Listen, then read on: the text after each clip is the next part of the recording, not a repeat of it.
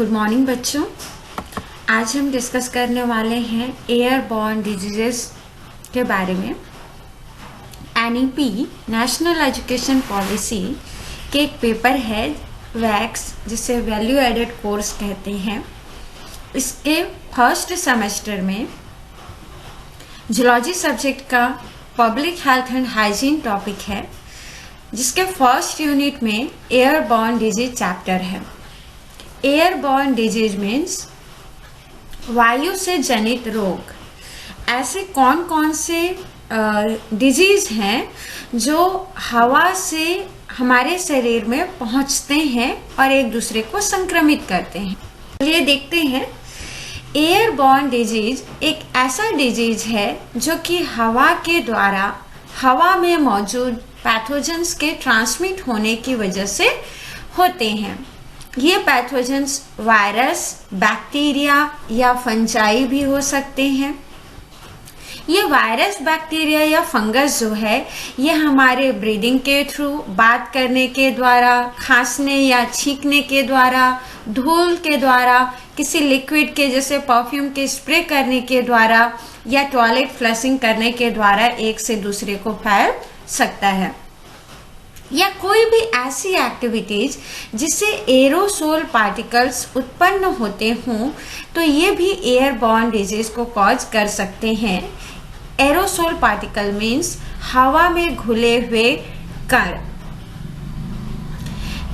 Air pollution या gases या कोई भी एयरबॉर्न पार्टिकल्स, ये ह्यूमन एयरबॉर्न डिजीज को करने के लिए इंक्लूड नहीं होते हैं, लेकिन इसके बावजूद इनकी स्टडी और इनका रोकथाम एयरबॉर्न डिजीज के फैलने के लिए, इसके विज्ञान को समझने के लिए एक हेल्पफुल इंफॉर्मेशन हमको देता है। एयरबॉर्न डिजीज, इसमें हम एयर के द्वारा ट्रांसमिट करने वाले कारकों के बारे में पढ़ते हैं। बहुत सारे ऐसे एयरबॉर्न डिजीज हैं जिनका मेडिकल इम्पोर्टेंस भी बहुत ज़्यादा है ना। अब यह जो पैथोजेंस हैं, या किसी न किसी माइक्रोब्स के द्वारा, एरोसोल्स के द्वारा या डस्ट या लिक्विड के द्वारा फैलते हैं। एयरबॉर्न पैथोजेंस, या जिसे हम एलर्जेंस कहते हैं, यह हमारे नाक में, हमारे गले में, हमारे साइनसेस में और हमारे लंग्स में यह घाव उत्पन्न करता है, जिसके कारण इन पैथोजेंस को अगर हम हवा के द्वारा सांस में ले लें तो यह हमारे श्वसन तंत्र को प्रभावित करता है। श्वसन तंत्र के साथ साथ शरीर के दूसरे अंगों को भी यह प्रभावित कर सकता है, जिसके कारण साइनसेस के अंदर पे जमाव हो जाता है, कफिंग होता है या गले में खराश। यह सब हमारे ऊपरी जो श्वसन तंत्र है उनमें घाव होने के एग्जाम्पल हैं।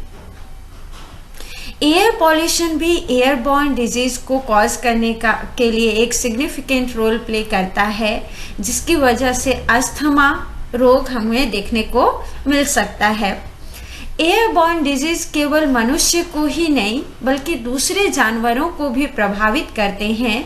जैसे एक डिजीज है न्यूकैसल डिजीज, यह बर्ड्स में होने वाला डिजीज है। जनरली यह पोल्ट्री फार्म में जो चिकन्स होते हैं उनको प्रभावित करता है, जिसकी वजह से जो मुर्गियां हैं, मुर्गियों में उनका श्वसन तंत्र में डिस्ट्रप्शन हो जाता है, उनके फीदर्स जो हैं वो झड़ने लगते हैं, मुर्गियों का वजन या मुर्गियां कमज़ोर दिखने लगती हैं। वो सब एयरबॉर्न डिजीज की वजह से होता है। पॉल्यूटेंट्स, यह भी लंग फंक्शन को इन्फ्लुएंस करते हैं, जिसकी वजह से लंग में बहुत सारे घाव हो जाते हैं। बहुत सारे इन्फेक्शंस ऐसे हैं जो कि एयरबॉर्न ट्रांसमिशन के द्वारा फैलते हैं, जैसे कि एंथ्रेक्स, जिसको हम सांस के रूप में अगर ले लें तो एंथ्रेक्स होगा। चिकन पॉक्स, जिसे छोटी माता कहते हैं। Influenza, measles, small pox, cryptococcosis and tuberculosis, ये सब एयरबॉर्न डिजीज हैं जो किसी न किसी फैक्टर, चाहे बैक्टीरिया, चाहे फंजाई, चाहे वायरस की वजह से हमारे शरीर में हो सकते हैं। अब देखें एयरबॉर्न डिजीज का कारण क्या है। तो एयरबॉर्न डिजीज का कारण है, पहला, इन्फेक्टेड पर्सन। अगर किसी व्यक्ति को बैक्टीरिया, वायरस या फंजाई से वो संक्रमित है, इवन नॉर्मल भी है, तो वो एक व्यक्ति से दूसरे व्यक्ति को फैल सकता है। इन्फेक्टेड पर्सन से भी फैल सकता है, या नॉर्मल व्यक्ति के माउथ से, उसके नोज से, या कहीं पे अगर कट लग गया हो, निडल पंक्चर हो गया हो, तो इसके द्वारा भी ये रोग जो है फैल सकते हैं। है types of airborne disease. Airborne disease को 3 टाइप में बांटा गया है। फर्स्ट है बैक्टीरियल डिजीज। एयरबॉर्न डिजीज को कॉज करने वाले 3 ही फैक्टर हैं। First is bacteria, second is viral and third is fungal. तो अगर बैक्टीरिया के द्वारा हमारे शरीर में अगर बैक्टीरिया हवा में घुली हुई है और ऐसे बैक्टीरिया को हम सांस के रूप में ले रहे हैं, तो ये बैक्टीरियल डिजीजेस को कॉज करेंगे, जैसे ट्यूबरक्लोसिस, निमोनिया, हुपिंग कफ जिसे काली खांसी कहते हैं, डिप्थीरिया, मेनिंजाइटिस एंड एंथ्रेक्स।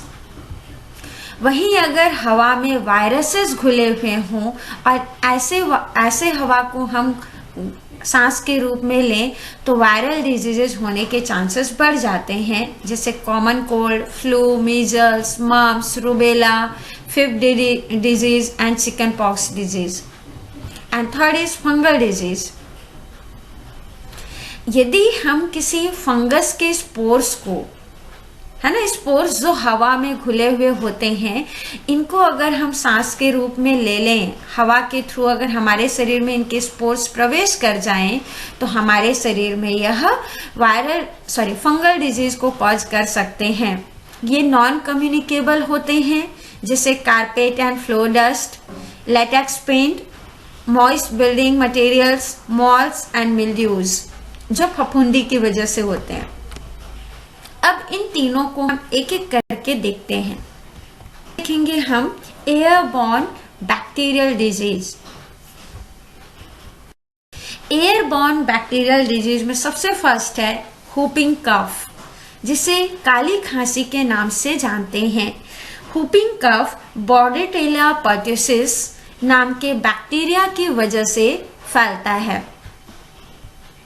इसका अगर हम प्रभाव देखें तो यह विश्व में हर जगह होता है।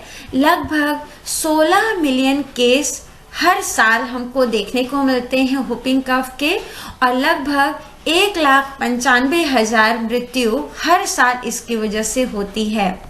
2012 में अगर हम देखें तो यूनाइटेड स्टेट में पर्ट्यूसिस के लगभग 48,277 केसेस हमको मिले हुए हैं। ये रिपोर्ट के आधार पर बताया गया है कि 48,277 पर्ट्यूसिस के केस मिले हैं। अब देखें सिम्टम्स क्या होते हैं हुपिंग कफ के। तो फर्स्ट है स्लाइट फीवर होगा, दूसरा है कफिंग, तीसरा है नाक बहेगा, और चौथा है जो व्यक्ति है, बेबीज हैं, उनके ब्रीदिंग, है ना, सांस लेने में उनकी कमी देखने को मिलेगी। कभी नाक बंद हो जाएगा, कभी नाक खुलेगा। दूसरा है मेनिंजाइटिस। मेनिंजाइटिस यह ब्रेन एंड स्पाइनल कॉर्ड को ढकने वाली जो झिल्ली होती है, जिसे हम मेनिंजस बोलते हैं, उसमें होने वाला इन्फेक्शन है, जो कि कॉर्नी बैक्टीरिया जो कि मेनिंजाइटिस की वजह से होता है। अब देखें इसका इफेक्ट्स क्या है। बैक्टीरियल मेनिंजाइटिस की वजह से लगभग यूएस में हर साल 4,000 पीपल जो है वो अफेक्टेड होते हैं, और लगभग 500 पीपल की मृत्यु हर साल मेनिंजाइटिस की वजह से होती है। यूएस में रिपोर्ट के अनुसार ये बताया गया है कि हर साल न्यूमोकोकल मेनिंजाइटिस के 6,000 केसेस देखने को मिलते हैं, जबकि 10 to 15% जो मेनिंजोकोकल मेनिंजाइटिस होती है वो फटल है, फर्टल मीन्स व्यक्ति की मृत्यु भी हो सकती है और 10 से 15% लोगों को ब्रेन डैमेज भी हो सकता है। इसके अगर हम सिम्टम्स देखें तो फीवर होगा कॉमनली, नेक पेन होगा, स्लीपीनेस, वॉमिटिंग, जॉइंट पेन करेगा, रैसेस होंगे बॉडी में, हेडेक होगा, सीजर्स होंगे और लाइट सेंसिटिविटी उसमें देखने को हमको मिलेगी। डिप्थीरिया यह कॉर्नी बैक्टीरियम डिप्थीरी की वजह से होता है। 2014 में अगर हम देखें तो वर्ल्ड हेल्थ ऑर्गेनाइजेशन WHO के रिपोर्ट के अनुसार लगभग 7,321 केस डिप्थीरिया के देखने को मिले थे।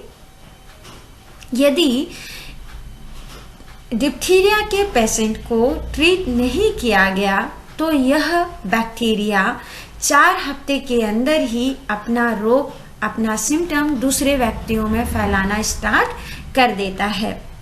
इसके सिम्टम्स को अगर हम देखें तो फीवर, रनिंग नोज, गले में खराश, रेड आईज, कफिंग, नेक स्वेलिंग, इवन उसके थ्रोट या नॉस्ट्रिल में हमको ग्रे या व्हाइट पैचेस भी बैक साइड में देखने को मिलेंगे। है न्यूमोनिया लंग्स से संबंधित रोग है जो कि स्ट्रेप्टोकोकस न्यूमोनी की वजह से होता है। यूएस में अगर हम देखें तो एनुअली न्यूमोनिया की वजह से 90,000 लोग मरते हैं। न्यूमोनिया को अगर हम देखें तो 1999 से 2000 तक अगर हम देखें 1999 और 2000 में यह मृत्यु के जितने भी कारक थे उसमें 7वां सबसे बड़ा कारक न्यूमोनिया था। न्यूमोनिया के सिम्टम्स की अगर हम बात करें तो बहुत ज़्यादा फीवर होगा, कभी फीवर होगा, कभी फीवर कम हो जाएगा, ऐसे बढ़ते घटते रहेगा। कफिंग होगा, कभी कभी येलो या ग्रीन या ब्लडी म्यूकस भी आपके कफ में देखने को मिलेगा। टायर्डनेस होगा, स्वेटिंग होगा और चिल भी होगा। शरीर गर्म और ठंडा, पसीना जब निकल जाएगा तो ठंडा महसूस होगा। ब्रीदिंग रैपिड हो जाएगी जिसके कारण हार्ट रेट भी बढ़ जाएगा। ब्रीथ लेने में कमी आएगी।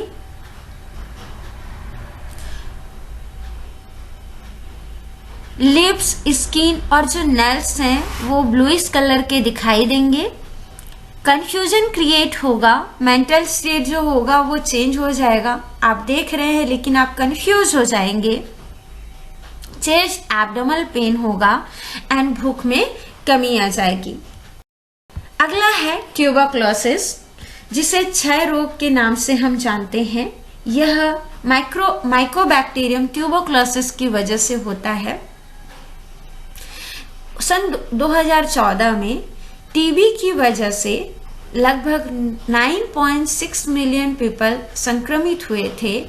उनमें से 1.5 मिलियन लोग जो हैं वो टीबी की वजह से मर गए थे। ओवर 95% जो डेथ है वो टीबी की वजह से होने वाला जो रोग है वो लो और मिडिल इनकम कंट्रीज में होता है। अगर हम देखें तो यह ट्यूबरक्लोसिस वुमेन्स में लगभग 15 से 44 साल की जो महिलाएं होती हैं उनमें उनकी डेथ होने का टॉप 5 कारण हो सकता है। 2014 में अगर देखें तो लगभग 1 मिलियन जो बच्चे हैं वो टीबी से बीमार हुए थे और 1,40,000 बच्चे टीबी की वजह से मर गए थे। इसके अगर हम कॉमन सिम्टम्स की बात करें तो कफिंग होगा, लगभग 3 हफ्ते तक कंटिन्यू कफिंग होगा। कफ में अगर ब्लड आ रहे हैं तो ट्यूबरक्लोसिस का कारण हो सकता है। चेस्ट पेन होगा, फीवर, फैटिग होगा, भूख में कमी आ जाएगी।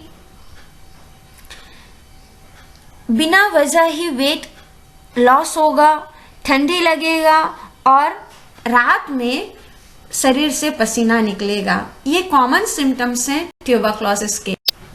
अब हम बात करेंगे एयरबॉर्न वायरल डिजीजेस के बारे में।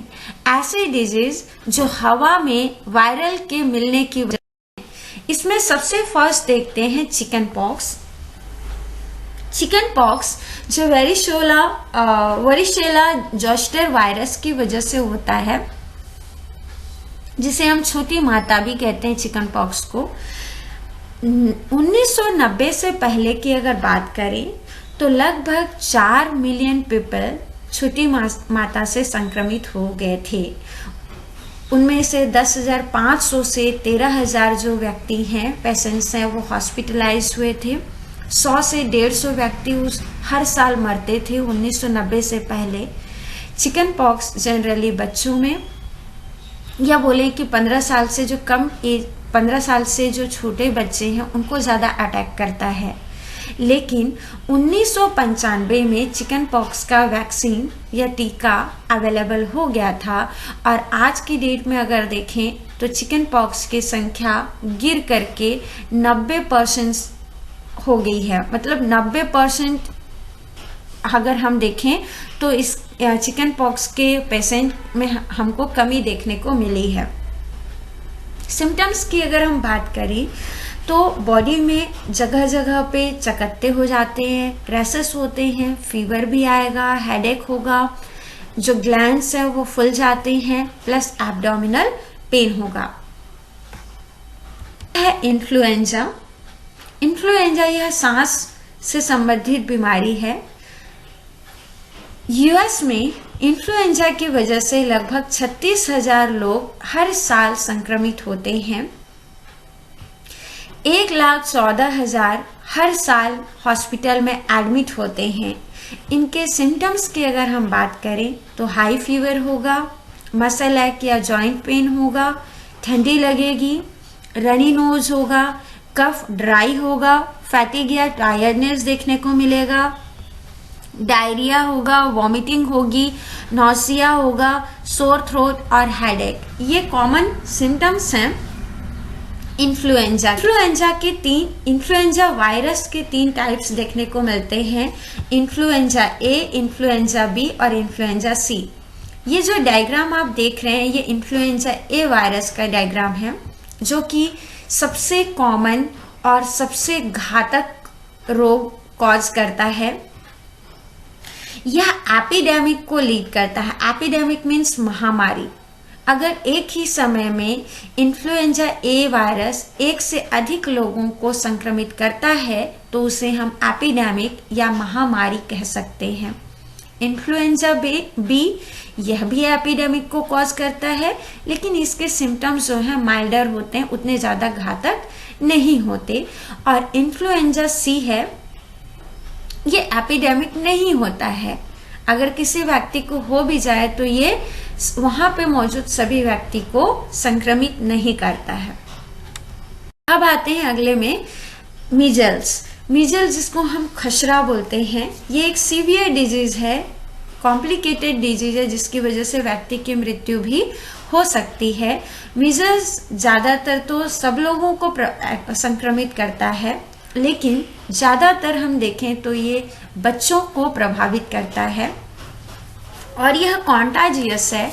कॉन्टाजियस मतलब यह छूने से फैलता है। इसके सिम्टम्स की अगर हम बात करें तो वॉमिटिंग होगा, neck pain, fever and headache. SARS disease, यह भी एयरबॉर्न वायरल डिजीज है। सार्स जिसका फुल फॉर्म होता है सेवियर एक्यूट रेस्पिरेटरी सिंड्रोम। सन 2003 में सार्स की वजह से 8,098 लोग संक्रमित हुए थे। यूएस में उस टाइम पर 774 लोग मरे थे। सार्स के बारे में आगे हम डिस्कस करेंगे डिटेल में। इसके सिम्टम्स की बात करते हैं तो ठंडी लगेगा, हेडेक, बॉडी एक्स होंगे, परसिस्टेंटली हाई फीवर रहेगा, ब्रीदिंग में कमी देखने को मिलेगी, कफिंग होगा, डायरिया और सॉर थ्रोट होगा, गले में खराश होगा। सार्स जिसे सेवियर एक्यूट रेस्पिरेटरी सिंड्रोम कहते हैं, यह एक रेस्पिरेटरी डिजीज है जो किसकी वजह से होता है, इसके औतिकी के बारे में हमको, इसके कारकों के बारे में नहीं, अभी तक जो जानकारी है वो अननोन है। और सबसे पहली बार इसको आइडेंटिफाई किया गया था फरवरी 2003 में। सार्स को सबसे पहले साउथ ईस्ट एशिया में नोटिस किया गया था और यूएस में लगभग 100 से भी अधिक केस देखने को मिले थे। पब्लिक हेल्थ एक्सपर्ट का मानना है कि सार्स जो है वह लोगों के बहुत ही क्लोज कांटेक्ट होने की वजह से फैलता है। अब हम बात करेंगे यह सार्स फैलता कैसे है ना। तो सार्स जनरली जो पेशेंट होता है, जो जिसको रोग हुआ रहता है, उसके कफ के द्वारा या जब वो बात करता है, जब वो सांस लेता है, तो हवा के द्वारा यह वायरस नॉर्मल व्यक्ति के शरीर में प्रवेश कर जाता है और नॉर्मल व्यक्ति को भी संक्रमित कर देता है। यह भी पॉसिबल है कि अगर कोई इन्फेक्टेड पर्सन किसी नॉर्मल पर्सन को या हेल्दी पर्सन को छूता है तो छूने से भी यह फैल सकता है। अब अगर हम सार्स को रोकें तो रोकने के लिए हमको क्या क्या चीजें अपनानी चाहिए। तो पहला देखें, हमको अपनी साफ सफाई मेंटेन रखनी चाहिए। दूसरा, मास्क प्रॉपरली पहनना चाहिए। तीसरा, हमारा जो इन्वायरमेंट है उसको साफ एंड हाइजीनिक रखना चाहिए। हमारा जो घर है जहां हम रहते हैं उसमें हवा के आने जाने का प्रॉपर मैनेजमेंट होना चाहिए और एक हेल्दी लाइफस्टाइल को अडॉप्ट करना चाहिए। अब हम बात करेंगे एयरबॉर्न फंगल डिजीजेस के बारे में, जिसमें देखेंगे एस्परजिलोसिस। एस्परजिलोसिस एक फफूंदी या फंगस एस्परजिलस फंगस की वजह से होता है। यूएस में हर साल एस्परजिलोसिस की वजह से 2720 व्यक्ति संक्रमित होते हैं। इनके कॉमन सिम्टम्स की बात करें तो चेस्ट में पेन होगा, न्यूमोनिया होगा, हमको देखने में परेशानी होगी, हमारे स्पूटम में ब्लड आएगा जब हम खांसेंगे, हेडेक होगा, एनोरेक्सिया होगा और यूरिन में भी ब्लड आ सकता है। क्रिप्टोकोकस फंगस की वजह से फैलता है। 2009 में ग्लोबली अगर हम देखें तो लगभग 9,58,000 केसेस हमको हर साल देखने को मिले थे और हर 3 महीने में हमको 6,25,000 लोगों की मृत्यु, 3 महीने के अंदर में ही 6,25,000 लोगों की मृत्यु हो चुकी थी। क्रिप्टोकोकोसिस के अगर सिम्टम्स की अगर हम बात करें तो फीवर होगा, बॉडी में रैसेस होंगे।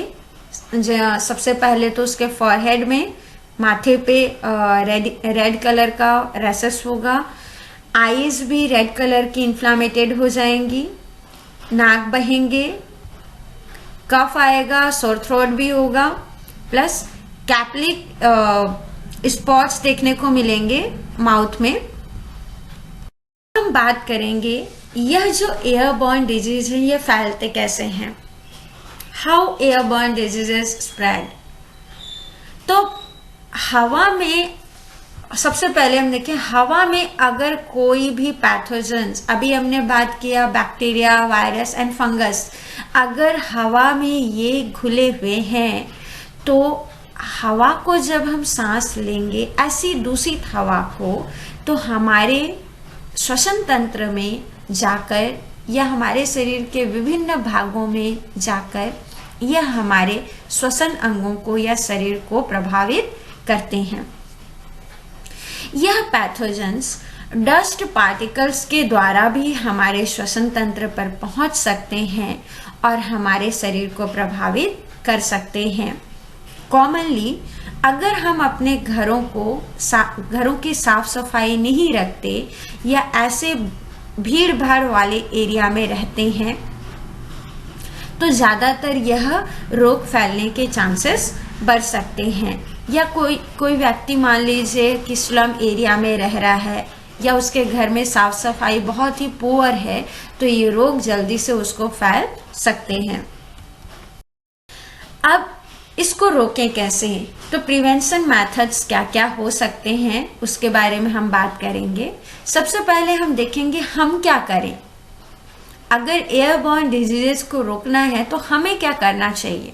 तो फर्स्टली हमें हैंड वॉश करना चाहिए। हैंड वॉश करने के लिए या तो आप साबुन या कोई भी हैंड वॉश फ्लूइड या एंटीसेप्टिक हैंड वॉश आप यूज़ करें और 1 मिनट तक आप उसको अपने हाथ में रब करें, फिर उसको आप पानी से धो दें। दूसरा है वेंटिलेट द पेशेंट्स रूम। कोई पेशेंट है जो जिस जगह पे रह रहा है, उस सबसे ज़्यादा रिस्की वही हो जाता है उसका रूम, जहाँ पे उसके बैक्टीरिया, वायरस, फंगस ये सब वहाँ पे घूम रहे होते हैं। तो उसके रूम को हमको वेंटिलेट करना चाहिए। वेंटिलेशन के लिए वहाँ प्रॉपरली विंडोज़ हों, वो खुले हुए हों, उसके दरवाजे खुले हुए हों। प्लस अगर आप ऐसे विंडोज़ वगैरह नहीं हैं तो आप वहाँ पे फैन ऑन कर दें जिससे वो प्रॉपरली वेंटिलेट हो सके। तीसरा है वियर एंटीबैक्टीरियल फेस मास्क। अगर आपको एयरबॉर्न ड्रॉपलेट्स या उसके कणों को पेशेंट से दूसरे व्यक्ति में ना जाए, इसके लिए आपको रोकना है, अपने आप को प्रोटेक्ट करना है, तो आप फेस मास्क यूज़ करें जिससे उसके खांसी, उसकी छींकें, उसके हंसने या उसके बात करने से वो जो ड्रॉपलेट्स हैं वो आपके शरीर में प्रवेश न कर पाए। लास्ट है वैक्सीनेशन। बॉडी को इम्यूनाइज करने का सबसे बेस्ट तरीका है वैक्सीनेशन। एयरबॉर्न डिजीज के लिए भी बहुत सारे वैक्सीन बनाए जा चुके हैं। अगला हमारा है कि पेशेंट्स को क्या करना चाहिए। हमने पहले देखा कि नॉर्मल व्यक्ति को क्या करना चाहिए, अब हम देखेंगे कि पेशेंट को क्या करना चाहिए। तो पेशेंट को एंटीबैक्टीरियल फेस मास्क हमेशा पहनना चाहिए। जब भी वो डॉक्टर से बात करे, जब भी वो अपने किसी रिलेटिव से बात करे, तब उसको फेस मास्क जरूर यूज़ करना चाहिए। दूसरा है cover your face while sneezing. जो पेशेंट है जब वो उसको खांसी या छींक आ रहा है तो उसको हैंकी यूज़ करना चाहिए, कोई भी एक कपड़े का टुकड़ा यूज़ करना चाहिए। तीसरा है shift to health care department. Patient को जो एयरबॉर्न डिजीज से संक्रमित हैं उनको हमें किसी हेल्थ केयर डिपार्टमेंट में शिफ्ट कर देना चाहिए ताकि वहाँ पे उसकी बेटर केयर हो सके, या अगर वो घर में है तो उसको आइसोलेट कर देना चाहिए। अगला है रिमेन एट होम व्हेन सिक। उनको ये एडवाइस देनी चाहिए कि जब तक आप बीमार हैं तब आप अपने घर में ही रहें, बाहर न जाएं, ताकि यह जो रोग है यह दूसरे व्यक्तियों को भी ना फैले। नेक्स्ट, कॉमन एयरबॉर्न डिजीजेस के लिए क्या क्या ट्रीटमेंट्स हैं। तो जितने भी एयरबॉर्न डिजीजेस हैं उसके लिए सबसे पहले तो ज़्यादा से ज़्यादा उसको रेस्ट करना चाहिए। ज़्यादा ज़रूरत पड़ रही है, अगर बीमारी बहुत ज़्यादा है तो उसको फर्दर ट्रीटमेंट देना चाहिए। कुछ एयरबॉर्न डिजीजेस ऐसे हैं जैसे कि चिकन पॉक्स, उसके लिए कोई टारगेट ट्रीटमेंट नहीं है अभी तक, लेकिन कुछ दवाइयाँ हैं, कुछ सपोर्टिव केयर हैं जो उसके सिम्टम्स को कम करने में कारगर साबित हो रहे हैं। कुछ ऐसे हैं जैसे फ्लू, इनके लिए एंटीवायरल ड्रग इजाद किया जा चुका है। बच्चों के ट्रीटमेंट्स के लिए जैसे कि होपिंग कफ के लिए एंटीबायोटिक्स आज मौजूद हैं और जब ज़रूरत पड़े तो आप उनको हॉस्पिटलाइज कर सकते हैं। टीबी के लिए, ट्यूबरक्लोसिस के ट्रीटमेंट के लिए ड्रग्स बनाए जा चुके हैं, लेकिन टीबी के कुछ स्ट्रेंस ऐसे हैं जो ड्रग रेजिस्टेंट भी हैं, है ना, ट्यूबरक्लोसिस के। तो ऐसे ड्रग रेजिस्टेंट के लिए भी कुछ मेडिकल डिपार्टमेंट ने आज बना चुके हैं यदि ये सब इनफ नहीं है तो डिप्थीरिया के लिए के सक्सेसफुली ट्रीटमेंट के लिए भी एंटीटॉक्सिन और एंटीबायोटिक्स बनाए जा चुके हैं। रेफरेंसेस हैं text book of microbiology by Arshi Dubey and D K Maheshwari, text book of microbiology by doctor CP Baweja, text book of microbiology by nursing student by R Rao, text book of microbiology by Ananth Narayan and Paniker's. Thank you.